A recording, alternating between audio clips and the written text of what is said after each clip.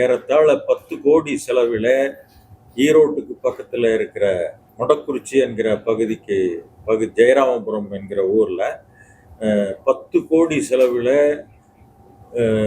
பீடத்தின் மேல் அமர வைக்கப்பட்ட இந்த சிலையுடன் கூடிய நினைவு மண்டபத்தை அவர் நேரில் வந்து அதை தொடங்கி வைத்தார். அதற்கு உண்மையிலே அருந்ததியர் மக்கள் நன்றி பாராட்டும் விதமாக இன்றைக்கு தமிழ்நாடு முழுவதும் ஆதித்தமிழர் பேரவை அவருக்கு நன்றி பாராட்டும் பொதுக்கூட்டங்களை இன்றைக்கு நடத்தி கொண்டிருக்கிறது. ஏன்னா கடந்த காலத்திலலாம் இப்படி ஒரு வரலாற்று தலைவரை நினைவு சின்னம் வேணும்னு சொன்னால் அதை பல 10 ஆண்டுகள் ஆனாலும் அது நடக்காது.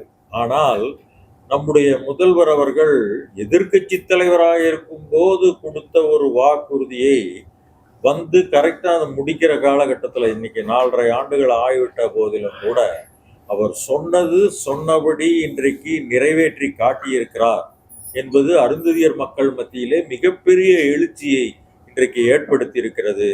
அங்கே மாவீரன் பொல்லான் அவர்களுடைய சிலை கம்பீரமாக இன்றைக்கு அந்த மொடக்குறிச்சியில இன்றைக்கு நின்று கொண்டிருக்கிறது. அது மட்டுமல்ல, இன்னைக்கு தமிழ்நாட்டில் ஒட்டுமொத்தமாக அரசு அறிவிக்கிற நலத்திட்டங்கள் ஒவ்வொன்றும் இன்றைக்கு எல்லோருக்கும் கிடைக்கிறது என்பது ஒன்றாக இருந்த போதிலும் கூட அடித்தட்டில் இருக்கிற ஒடுக்கப்பட்ட மக்களாக இருக்கிற அருந்ததியர் மக்களுக்கு இந்த ஒவ்வொரு நலத்திட்டத்திலும் அதுல நிறைய பங்கு இருக்கிறது. அவர்கள் அதுக்கு பயனாளிகளாக இருக்கிறார்கள். அது விடியல் பயண திட்டமாக இருந்தாலும் சரி, அல்லது கலைஞர் உதவி தொகையை மாதந்தோறும் கிடைக்கிற உதவி தொகையாக இருந்தாலும் சரி, அல்லது காலை உணவு திட்டமாக இருந்தாலும் சரி, புதுமை பெண் திட்டமாக இருந்தாலும் சரி, அல்லது இல்லந்தோறும் தேடி மருத்துவம் என்கிற அந்த திட்டமாக இருந்தாலும் சரி, ஒவ்வொரு திட்டத்திலும் பயனாளிகளாக இருப்பவர்கள் அருந்ததிய மக்கள் மிக அதிகமாக அதில் இருந்து கொண்டிருக்கிறார்கள். ஆக இது இந்த ஆட்சிங்கிறது இப்போ ஏறத்தாழ இன்னொரு 100 நாட்களுக்குள் அடுத்த தேர்தல் வர எல்லோரும் தயாராகி கொண்டிருக்கிறார்கள். இந்த காலகட்டத்தில் இப்போ நான் ஒன்று நினைத்தேன், இந்த அரசு கடந்த காலத்தில் 2003 முன்னாள் முதல்வர் அம்மையார் ஜெயலலிதா அவர்கள் அந்த அரசு ஊழியர்களுடைய பென்ஷன் திட்டத்தை தடுத்து நிறுத்திவிட்டு நேற்றைக்கு ஏறத்தாழ 20 ஆண்டுகள் அந்த புதிய பென்ஷன் திட்டத்தின்படிதான் எல்லோரும் இன்னைக்கு வந்து கொண்டிருந்தார்கள். பழைய பென்ஷன் திட்டம் வேண்டும் என்கிற போராட்டம் அரசு ஊழியர்கள் மத்தியில 20 ஆண்டுகள் நடைபெற்றிருக்கிறது. ஆனால் கடந்த வாரத்தில் நம்முடைய முதல்வர் அவர்கள் ரொம்ப உண்மையிலே வியப்புக்குரிய விஷயமாக இருக்கிறது. இது ஆண்டுதோறும் 13,000 கோடி ரூபாய் இதற்கு செலவாகும் என்று சொன்னாலும் கூட உறுதியளிக்கப்பட்ட ஒரு ஓய்வூதிய திட்டத்தை இந்த முதல்வர் அவர்கள் அறிவித்து ஒரே வாரத்துல இன்னைக்கு அரசாணையை வெளியிட்டிருக்காங்க. ஒரே வாரத்துல எல்லாம் அரசாணை வெளியிட்டு நான் என்னைக்குமே பார்த்ததே கிடையாது.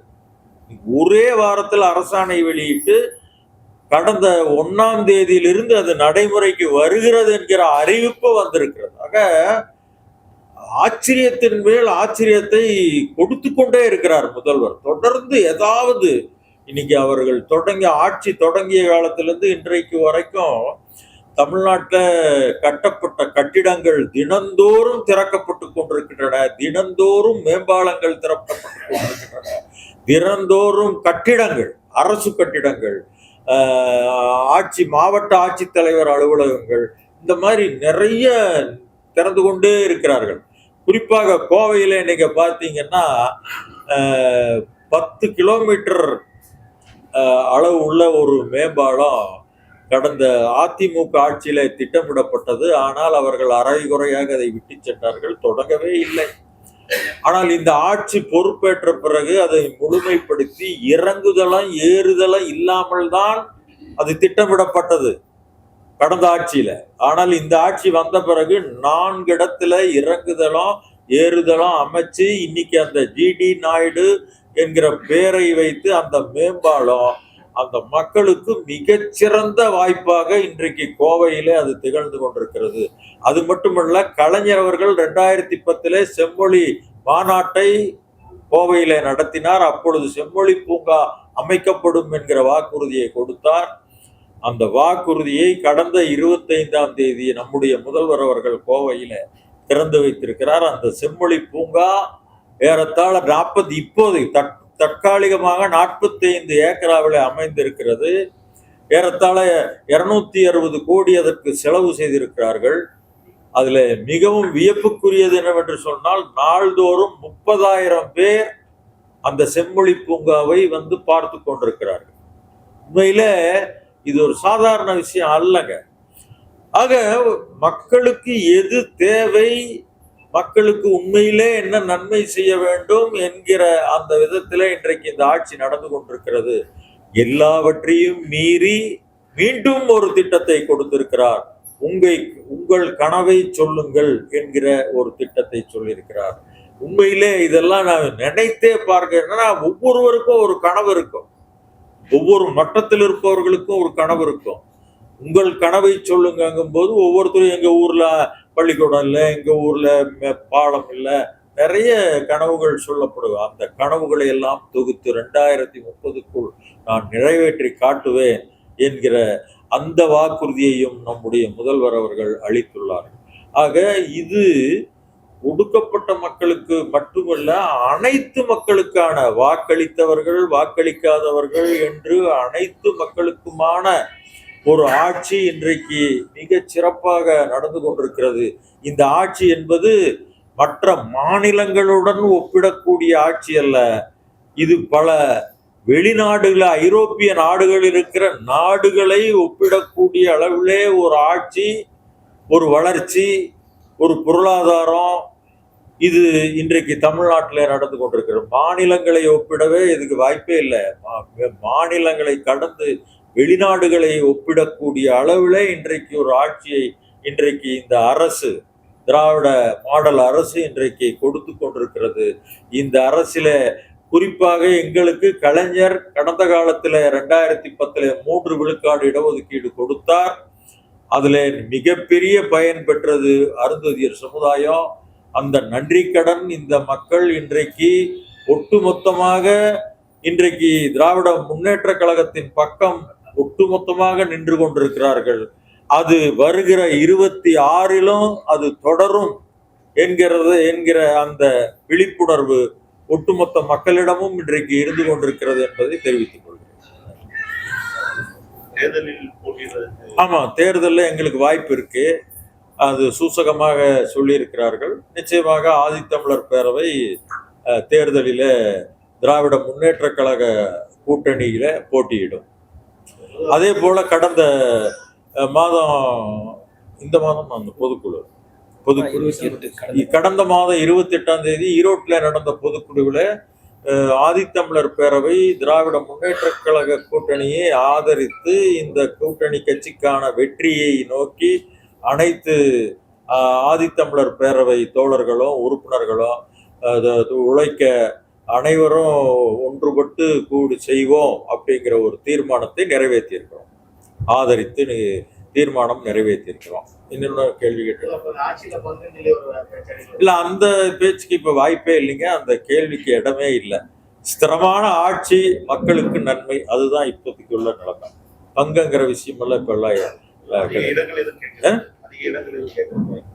அதிக இடங்கள் அப்படிங்கிறது இயல்பாவே கிடைக்கும். அது அவர்களுக்கே தெரிகிறதுங்க, யாருக்கு எவ்வளவு கொடுக்க வேண்டும் அப்படிங்கிறது தெரிகிறது. கட்சியில் இருக்கிற அருந்ததியர்களுக்கும் இடம் கொடுக்கிறார்கள். அதே போல இந்த மாதிரி தனியா இருக்கிற அருந்ததியர்களுக்கும் தர வேண்டியிருக்கு. எங்களுக்கு ஆசை இருக்கிறது, நாங்களும் ஒரு 5 இடம் வேண்டுங்கிற ஆசை இருக்கிறது. ஆனால் அது ஆசைப்படி நடக்குமா என்பது தெரியவில்லை. எங்களுடைய வேண்டுகோளை நாங்கள் வைத்திருக்கிறோம். விஜயை பொறுத்தளவு அவர் இப்பதான் எல்கேஜிக்கு தான் போயிட்டு இருக்காரு. இன்னும் அவர் வெளியிலேயே வரல. இன்னும் ஏபிசிடி அவர் படிக்கலைங்க. அரசியல்ல ஏபிசிடி இருக்கு, அந்த ஏபிசிடி அவர் படிக்கணும். வெறும் பனையூர்ல உட்கார்ந்துட்டு இந்த மக்களுக்கு எல்லாமே தெரியுங்கிற மாதிரி எல்லாம் எதுவுமே, முதல்ல அவர் அந்த ஊரை விட்டு வெளியே வரணும். நீங்க அரசியல் என்பது, அரசியல் களம் என்பது வெறும் மேடைகளிலே நின்று பேசுவது மட்டுமல்ல அரசியல். அரசியல் என்பது முதல்ல ஒரு விஷயத்தை கண்டா அதுக்கு கருத்து சொல்லணும். நான் என்ன கேட்கிறேன், திருப்பரங்குன்றத்துல ஒரு விஷயம் நடந்தது மதுரையில, அவர் கருத்து சொன்னாரா? அப்போ என்ன அவர் அரசியல்வாதி? ஏதாவது ஒரு விஷயம் நடந்தா அதை பத்தி கருத்து சொல்லணும்ல. இன்னைக்கு ஒன்றிய அரசு தமிழ்நாடு அரசுக்கு பள்ளி கல்வித்துறைக்கு 3000 கோடி பணம் தர வேண்டும். அந்த பணத்தை தரவில்லை. இதை பற்றி விஜய் கருத்து சொன்னாரா? அவரு கருத்து சொல்ல மாட்டார். ஏன்னா அவருடைய படம் ஜனநாயகனுக்கு சென்சார் போர்டு நிராகரிச்சு விட்டது. அதுக்கே அவரு ஏன் நிராகரிச்சீங்கன்னு கேட்க மாட்டேங்கிறார். ஏங்க நிராகரிச்சீங்கன்னு கூட இதுவரைக்கும் ஒரு பதில் சொன்ன மாதிரியே தெரியல. ஆக தன்னுடைய பிரச்சனைக்கே குரல் கொடுக்காத ஒருவர் மற்றவர்களுக்கு எப்படி குரல் கொடுப்பார் என்று எனக்கு தெரியவில்லை. ஆனால் சென்சார் போர்டை தமிழக முதல்வர் கண்டித்திருக்கிறார், மறந்து விடாதீர்கள். சென்சார் போர்டை தமிழக முதல்வர் அவர்கள் கண்டித்திருக்கிறார். பராசக்தியில ஏறத்தாழ 50க்கு மேற்பட்ட இடங்களில அவர்கள் கட் பண்ணிருக்கிறாங்க, நீக்கி இருக்கிறார்கள். வசனங்களை நீக்கி அண்ணாவினுடைய வசனங்களை எல்லாம் கூட நீக்கிற அளவுக்கு சென்சார் போர்டு இன்னைக்கு வெளியே வந்திருக்கும் போது அதை அதை கண்டிக்கிற திராணி விஜய்க்கு இருக்கிறதா? சென்சார் போர்டை கண்டிக்கிற திராணி விஜய்க்கு இருக்கிறதா? அப்படின்னா அவர் அரசியல்வாதியா நான் ஏத்துக்கிறேன். முதல்ல அவர் அரசியல்வாதியே இல்ல, அவர் இன்னும் கொஞ்ச நாள் படத்துல நடிக்கலாம், அவ்வளவுதான் என்னுடைய கருத்து. திருப்பூர்ல ஈடி வீராம்பாளையத்துல அருந்ததியர் மக்கள் ஒரு 120 குடும்பம் குடியிருந்து வந்தாங்க. அதுக்கு இடையில கொஞ்சம் பேர் என்ன பண்ணாங்கன்னா, இந்த இந்து முன்னணிக்காரங்கெல்லாம் அந்த இடத்துல கொண்டு போய் ஒரு கோயில் சிலையை, ஒரு கடவுள் சிலையை கொண்டு போய் ஒரு கல்லை வச்சுட்டு அங்க கோயில் இருக்குன்னு சொல்லிட்டு அதை நகர்த்த விடாம பிரச்சனைகள் பண்ணி இன்னைக்கு அங்க வீடு கட்டணும்னா அந்த கோயில் இருக்கிற இடத்தை அப்புறப்படுத்த வேண்டிய ஒரு அவசியம் இருக்கிறது. அவர்களும் முறையாக நீதிமன்றம் சென்று நீதிமன்றத்துல தீர்ப்பு பெற்று அதை அகற்றலாம்னு வச்சு அதுக்கு பிறகு காவல்துறை அந்த கோயிலை அகற்றலாம் என்று முடிவு செய்யும் போது திமுக அரசு கோயிலுக்கு எதிராக இருக்கிறது, கடவுள் கோயில்களை எல்லாம் இடித்து தள்ளுகிறார்கள் அப்படின்னு ஒரு தவறான பொய் பிரச்சாரத்தை வழக்கம் போல அந்த பாசிச சக்திகள் செய்து கொண்டே இருக்கிறார்கள். அதை பற்றி உண்மையிலே மக்களும் கவலைப்படல, மற்றவங்களும் கவலைப்படல. ஆனா இவர்களுடைய இந்த பிரச்சாரம் ரொம்ப இங்க திருப்பரங்குன்றத்துல இதை இன்னொரு அயோத்தியாக மாற்றுவோம்னு திட்டமிட்டு என்னென்னமோ நீதிபதியை கைக்குள் வைத்துக் கொண்டு என்னென்னமோ திட்டமிட்டார்கள், எதுவுமே நடக்கல. இப்போ வெவ்வேறு இடங்கள்ல இந்த மாதிரி பிரச்சனைகள். தமிழ்நாடு சட்டம் ஒழுங்கு அமைதியாக இருக்கிறது.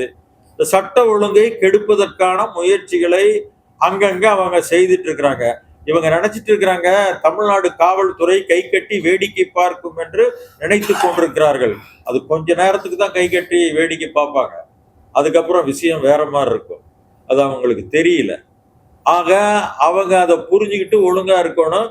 என்னதான் இருந்தா அருந்ததியர் மக்கள் இங்க பாதிக்கப்படும் போது மத்தியிலே இணையமைச்சராக ஒருத்தரை நியமிச்சிருக்காரு மோடி ஜி அவர்கள். எதுக்கு? 2 தடவை தோத்தவரு, இதுவரைக்கும் மக்களுடைய மேண்டேட், மக்களுடைய வாக்கு பெற்று வெற்றி பெற்றவர் அல்ல அவர். அவரையே கொண்டு ஒரு போர்டுக்கு தலைவரா போட்டாங்க ஃபர்ஸ்ட்.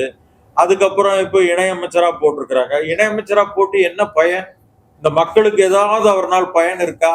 இந்த அருந்ததியர் மக்களை பற்றி என்றைக்காவது எப்பொழுதாவது வாய் திறந்து அவர் பேசியிருக்கிறாரா?